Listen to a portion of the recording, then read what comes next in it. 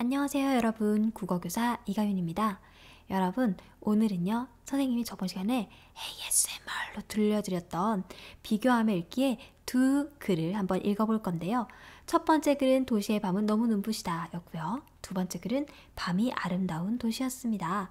자, 이 두 글을 비교하면서 읽을 건데, 여러분이 등교 때 왔을 때 우리가 능동적 읽기와 능동적 읽기의 방법, 읽기 전중 후에 어떻게 하면 능동적 읽기를 할 수 있는지에 대해서 배웠거든요. 그래서 그것을 한번 같이 접목시켜서 이 도시의 밤은 너무 눈부시다와 밤이 아름다운 도시를 읽어볼 예정입니다. 자, 아직 도시의 밤은 너무 눈부시다를 샅샅이 살펴보지 않았기 때문에 여러분들이 읽기 전이라고 볼 수 있는데요. 우리 읽기 전에는 어떤 활동을 해야 하는지 기억나시나요? 선생님이랑 함께 했던 그 교과서를 살펴보면서 비교해봐도 좋을 것 같은데요. 자, 일단 비교하며 읽기라고 되어 있습니다. 우리 읽기 전 활동에서는 읽기 목적을 정하는 것이 있었습니다. 내가 만일에 카메라에 대해서 배우고 싶다 그러면 카메라 관련 책을 찾아보거나, 나는 정말 연애세포를 뿜뿜 세우고 싶다 하면 연애소설 찾아봤었죠. 그렇게 아주 큰 정말 목적뿐만 아니라 비교하며 읽어야 되는 그런 기술을 배우기 위해서 같은 소재를 가진 다른 주제의 글을 읽는 것도 목적이 될 수 있거든요. 이 단원의 이름이 비교하며 읽기니까 우리는 읽기 전 활동에서 읽기 목적이 비교하면서 읽어야겠다라는 목적을 정할 수도 있을 것 같아요. 자, 도시의 밤은 너무 눈부시다. 자, 읽기 전 활동 첫 번째로 배경 지식 활성화. 일단 읽기 목적을 정했으면 우리는 제목을 보고 배경 지식을 활성화할 수 있는데요. 내가 도시의 밤을 봤던 기억이 있나? 한번 생각해 보는 거예요. 지금 제가 배경화면으로 도시의 밤을 흑백으로 묘사한 사진을 가지고 왔는데요. 보니까 어떤 부분은 굉장히 환해서 꼭 낮 같기도 하죠. 자, 이렇게 나 정말 낮 같은 그런 밤 본 적 있다. 혹은 유등축제 할 때 밤 본 적 있다. 혹은 크리스마스 전에 나무에 칭칭 감은 그런 전구를 본 적 있다.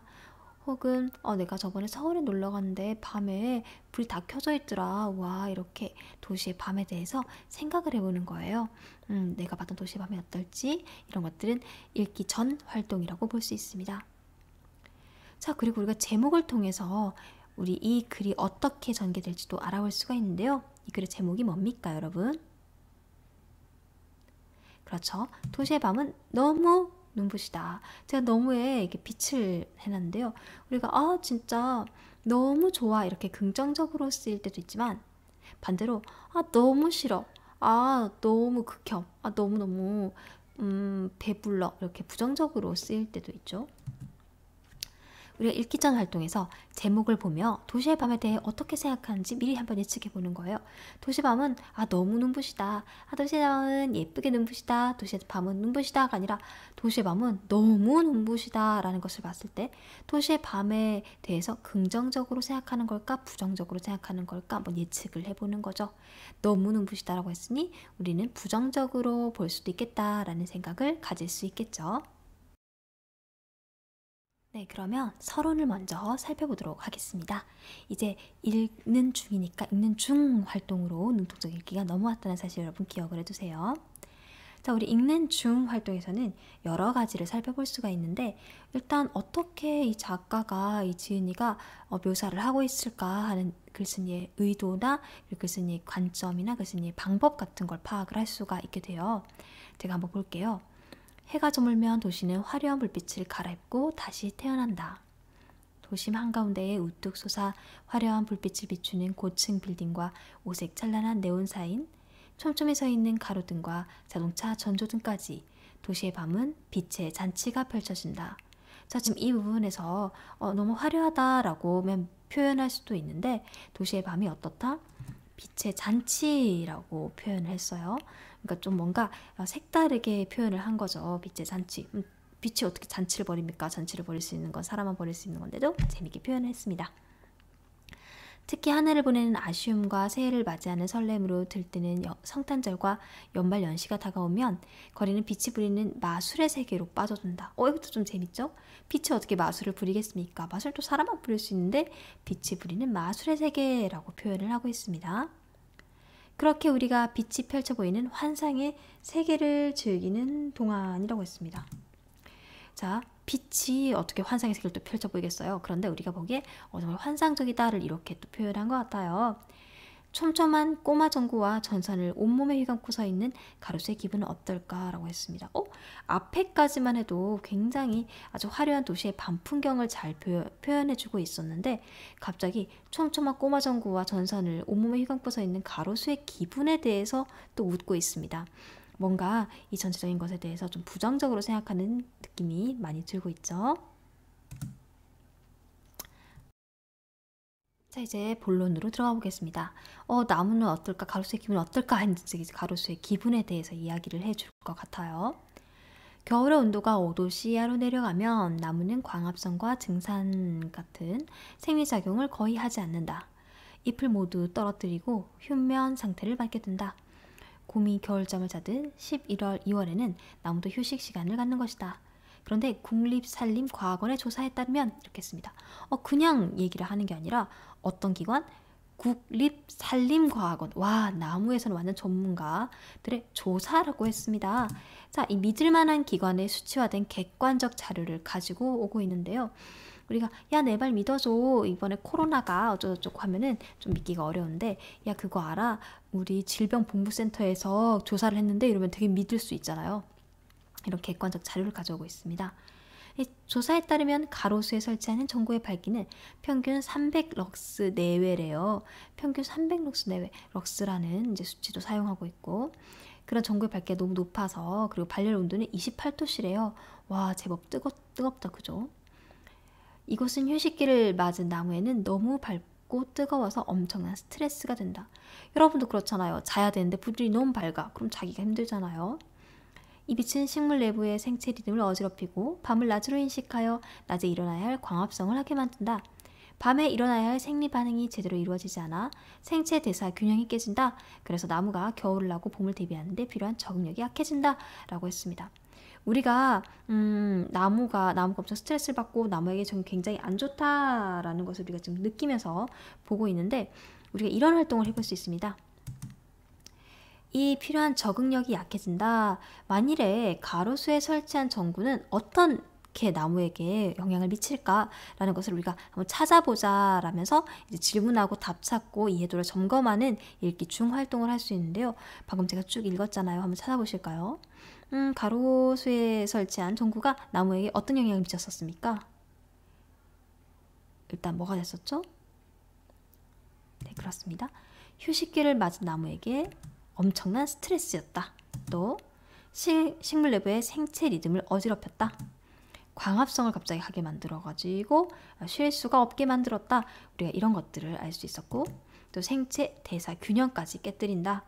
우리가 그냥 읽는 게 아니라 이렇게 이 나무에게 미친 영향이 되게 중요하니까 한번 줄치면서 읽어보자 하는 것은 역시나 읽는 중 활동에 질문하고 답을 찾고 이해도를 점검하는 활동이라고 볼 수 있습니다. 능동적 읽기 충분히 가능할 수 있겠죠.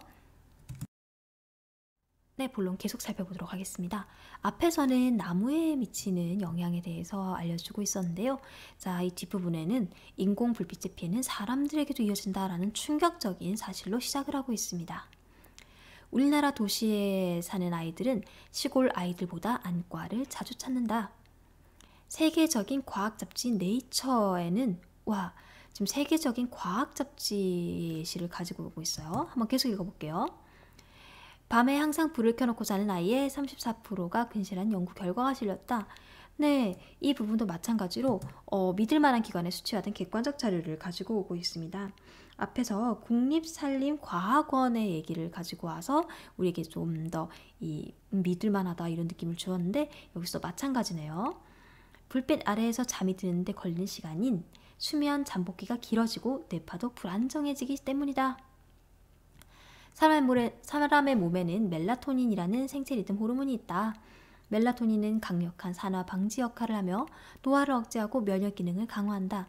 이 멜라토닌이 부족해지면 면역 기능이 떨어지고 암에 걸릴 수도 있다 라고 아주 구체적으로 설명을 해주고 있습니다.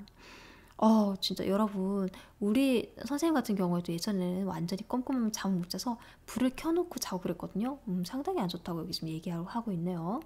완전 끄고 자야겠어요. 그죠? 자, 2004년 영국 런던에서 열린 국제 아동 백혈병 학술 회의에 참가한 학자들. 와, 그냥 아니고 국제 아동 백혈병 학술 회의, 세계의 아동 백혈병에 대해서 관심 많은 학자들과 유능한 학자들이 모인 회의잖아요. 자, 역시도 믿을 만한 기관의 연구 자료이라고 볼 수 있겠습니다.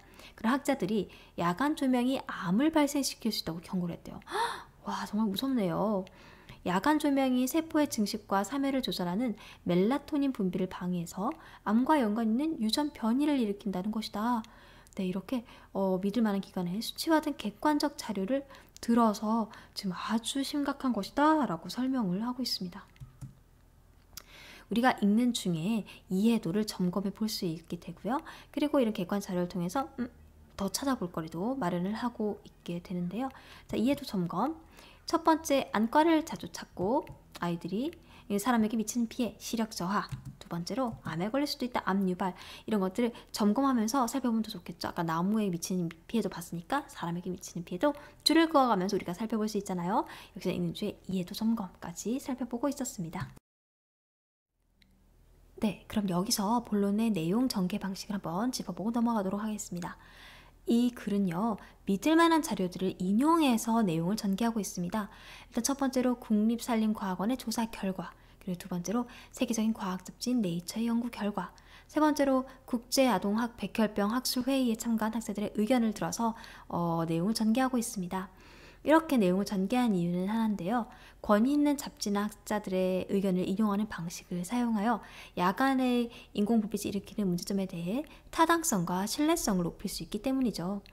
사실 그냥 우리가 그냥 너무 눈부셔, 스트레스 받는 것 같아 이렇게만 해서는 사실 타당성과 신뢰성을 획득하기 어렵지만 굉장히 유능한 이 분야의 전문가들이 가진 자료라고 한다면 또 이야기가 달라지겠죠. 그래서 타당성과 신뢰성을 좀 획득하기 위해서 믿을 만한 자료를 인용하는 것이다 라고 생각해 주시면 좋을 것 같습니다.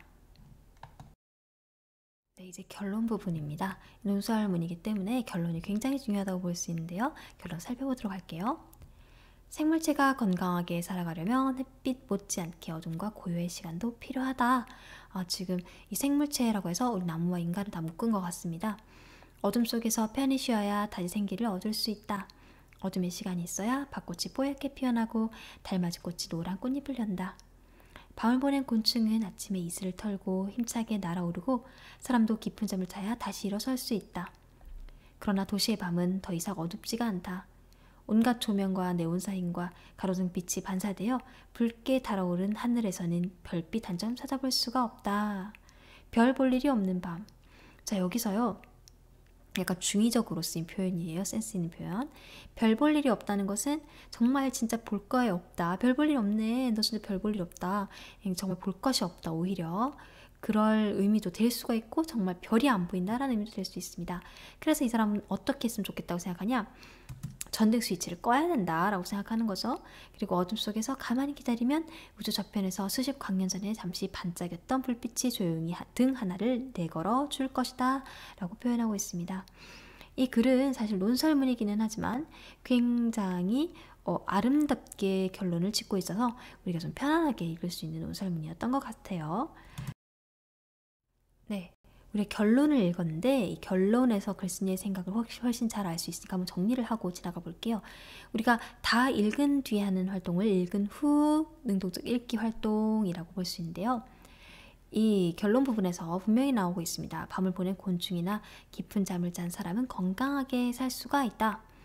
그래서 인공 불빛을 줄여서 건강한 삶을 살 수 있도록 해야 된다. 뭐 이렇게 되어 있습니다. 이렇게 생물체의 건강한 삶을 위해서 야간에 인공 불빛을 줄이자라는 관점을 가지고 있는 거잖아요. 그러니까 이 사람은 환경 건강을 중요시하는 관점을 가지고 있다 우리가 볼 수 있는데요. 사실 이 글을 쓴 박경화님께서는 환경운동가입니다. 그렇기 때문에 아무래도 환경에 대한 글을 쓸 수밖에 없었겠죠. 자, 그러면 이제 다음 장으로 넘어가서 밤이 아름다운 도시를 비교하며 읽어보도록 하겠습니다. 자, 이 글도 마찬가지로 비교하며 읽기 전 활동, 읽기 목적을 정했습니다. 비교하면서 읽을 것이다. 그런데 이 글은 밤이 아름다운 도시라고 이야기를 하고 있거든요. 밤이 아름다운 도시, 아름답다라고 표현했어요. 도시의 밤은 너무 눈부시다와는 좀 사뭇 다른 느낌이 듭니다. 우리가 읽기 전에 이렇게 해볼 수가 있거든요. 제목을 보며 도시의 밤에 대해서 어떻게 생각하는지 미리 예측을 할 수가 있는데 아름답다 했으니까 도시의 밤을 좀 좋게 생각하지 않을까 이런 예측을 하면서 한번 읽는 중 활동, 그러니까 읽어보도록 하겠습니다. 네, 본론 부분 들어가 볼 건데요. 여러분, 밤이 아름다운 도시는 사실 어려운 글이 아닙니다. 그래서 여러분이 어떻게 하면 좋겠냐면요. 우리 174쪽의 왼쪽 날개 부분에 보면 부다페스트, 프라하, 호이안 세 도시의 공통점을 말해보자 라는 내용이 나와 있습니다. 여러분 그거 알고 계셨어요? 우리가 읽기 전중 활동을 미리 하고 있었거든요. 이미 배우기 전에 하고 있었습니다. 이 능동적 읽기 단어가 관련 없이 그 내용 중에 하나가 우리가 읽는 중에 할 수 있게 날개 부분에 읽는 중 활동할 수 있게 질문들이 있었어요. 그 질문들만 잘 해결을 해도 사실 글의 내용을 이해하는데 무리가 없거든요. 이 글은 더더욱 그렇습니다. 자, 부다페스트, 프라하, 호이안 세 도시의 공통점 여러분이 한번 읽고 이야기해 보시면 좋을 것 같은데요. 여러분이 이렇게 읽기 중 활동을 한다면 그랬으니까 세 도시의 예를 든 이유도 알 수 있게 됩니다. 잠깐 영상을 멈추고 부다페스트, 프라하, 호이안 세 도시의 공통점을 한번 이야기해 보실까요? 네, 여러분 잘 말해 주셨습니다. 아주 쉬웠죠? 부다페스트, 프라하, 호이안의 세 도시의 공통점은 바로 야경이 아름다운 도시였습니다. 이 글의 구조는 굉장히 단순한데요. 일단 사례를 많이 가지고 옵니다. 헝가리, 부다페스트, 체코, 프라하, 베트남, 호이안 다 야경이 아름다운 도시다. 그리고요. 이 야경이 아름다운 도시에 더 덧붙여서 야간 경관 조명 정책으로 성공한 도시의 사례인 프랑스 리옹을 가져왔습니다.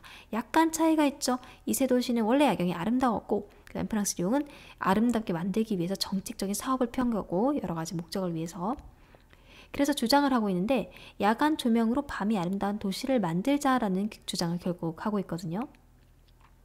도시 브랜드 가치를 높이기 위해 빛의 도입을 적극적으로 검토하자라는 주장을 하기 위해서 이렇게 야경이 아름답고 야경이 멋져서 성공한 사례의 도시들만 가져온 겁니다.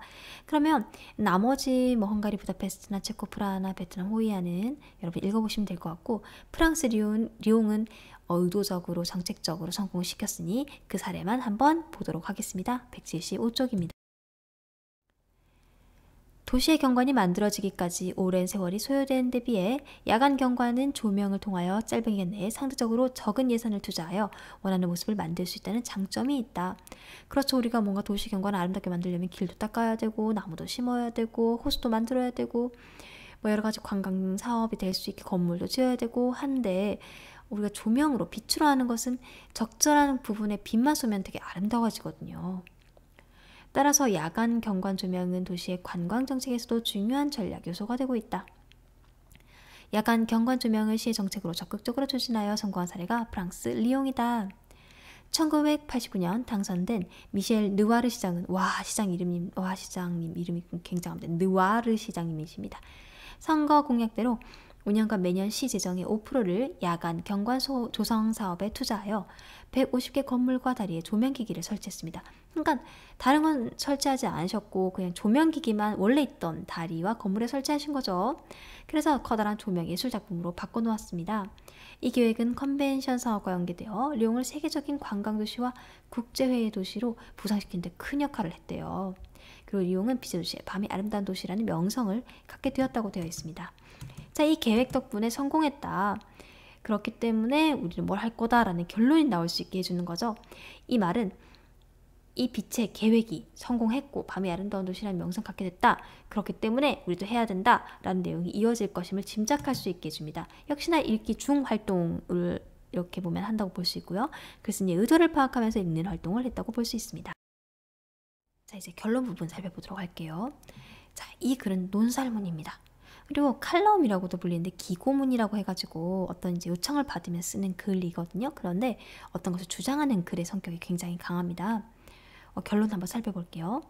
도시 브랜드 가치를 높이는 방법의 하나로 빛의 도입을 보다 적극적으로 검토할 필요가 있으며 각각의 장소적 특성과 연계한 빛의 적용 전략에 대해 구체적인 논의를 시작해야 한다. 완전히 자신의 주장이 드러나고 있습니다. 그죠? 우리의 도시가 멋진 야경으로 유명한 밤이 아름다운 도시로 불리는 날이 곧 오기를 기대한다 하면서 우리나라도 해야 한다라고 주장을 하고 있어요.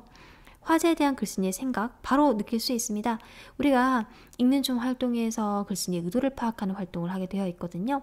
글쓴이의 생각이 어떤 거였냐면 도시 브랜드 가치를 높이자, 그건 야간 조명을 활용해서 밤이 아름다운 도시로 만들자 하는 도시 경관을 중요시하는 관점이라고 볼 수 있습니다.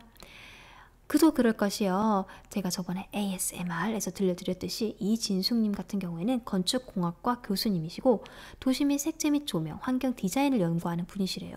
그러니까 얼마나 환경이 아름답게 이제 바뀌는, 여기서 이 환경이라는 것은 도시 환경을 말하는 겁니다. 여러분이 생각하는 뭐 자연 환경이 말하는 게 아니에요.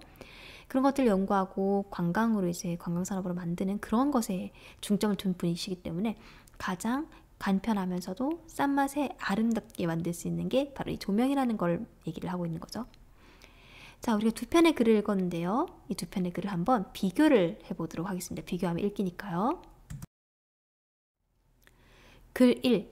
도시의 밤은 너무 눈부시다. 글 2. 밤이 아름다운 도시. 화제는 야간의 인공 불빛에 대한 거였습니다. 그런데 하나는 부정적이고 비판적이었고 하나는 긍정적이었죠. 일단 글 1 보면요. 생물체의 건강한 삶을 위해 야간의 인공불빛을 줄이자라고 되어 있는 측면이었고요. 글 2를 보면 야간 조명으로 밤이 아름다운 도시를 만들자 하는 또 입장이었습니다. 자, 이렇게 글 1과 2는 극명하게 비교가 되거든요. 제가 저번 시간에 과제를 줬었죠. 우리가 교과서 176쪽의 문제를 풀어보라고 했었는데요. 오늘도 과제를 드리도록 하겠습니다. 177쪽입니다. 177쪽의 2번과 3번을 풀어서 위두랑에 사진을 찍어서 달아주시면 되겠습니다. 자, 오늘은 이렇게 글 1과 2를 아주 빠른 속도로 넘겨왔는데 어떻게 잘 들으셨는지 모르겠네요. 여러분 있잖아요. 저는 이런 생각을 합니다. 내가 만일에 어떤 이해가 안 되는 부분이 있으면 계속 귀로 듣고 그리고 내가 되뇌어보면 이해된다는 생각을 하게 되거든요. 우리가 구구단 같은 경우에도 막상 외우잖아요. 이게 뭐지 하면서 1은 2, 2, 4 이렇게 외우는데 나중에는 이 구구단이 너무 많이 외우고 너무 많이 내 입으로 말하다 보니까 그냥 곱셈이나 더 어려운 계산식을 할 때 자연스럽게 나오게 돼요. 마찬가지입니다. 여러분 시험 공부하느라 너무 고생 많으시고 이해 안 되는 부분도 있으실 텐데 그런 부분들을 외우고 또는 들으면서 공부를 많이 하셨으면 좋겠습니다. 자, 오늘은 여기까지 할 거고요. 위두랑의 과제도 잘 달아주시기 부탁드립니다. 그러면 다음 시간에 봐요. 친구들 안녕!